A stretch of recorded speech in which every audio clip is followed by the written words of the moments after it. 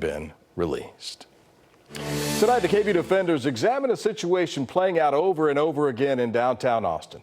An accused thief repeatedly targeting a local business while cycling in and out of jail. Advocates say cases like this show that enough isn't being done to help the mentally ill who commit petty crimes. Here's senior reporter Tony Plahetsky.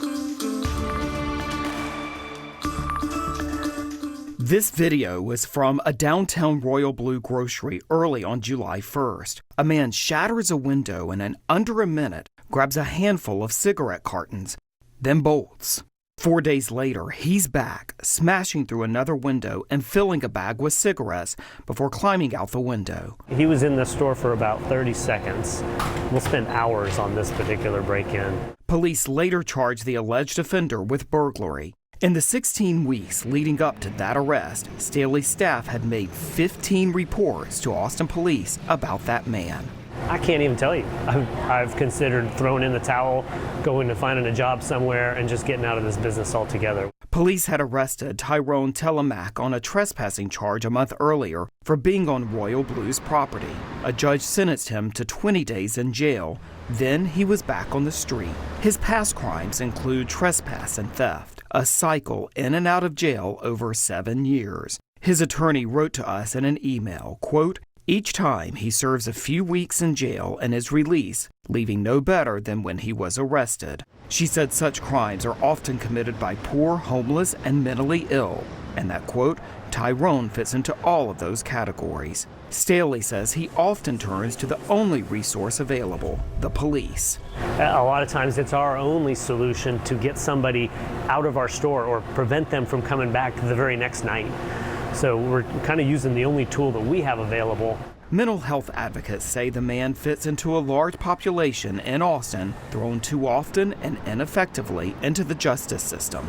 Sonia Burns, a volunteer with multiple mental health groups, says the city and county have few options for people who can't live effectively on their own, but who aren't ill enough to be hospitalized.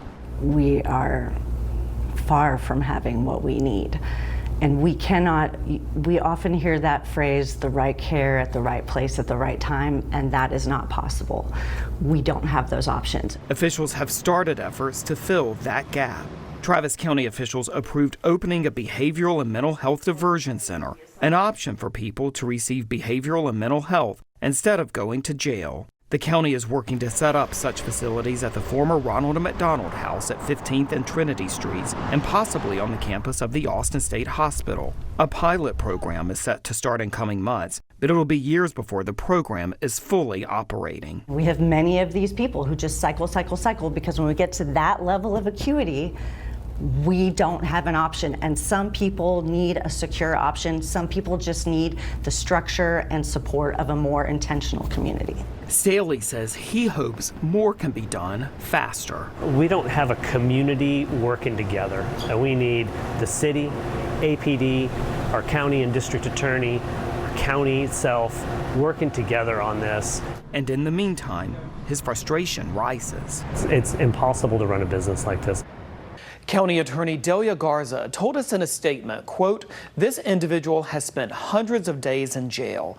We agree that the criminal justice system is not equipped to solve these challenges, and cycling individuals experiencing homelessness, health, and other issues in and out of jail is not working." She added that she is committed to encouraging state and local officials to properly fund services to help with these types of community challenges. Brian?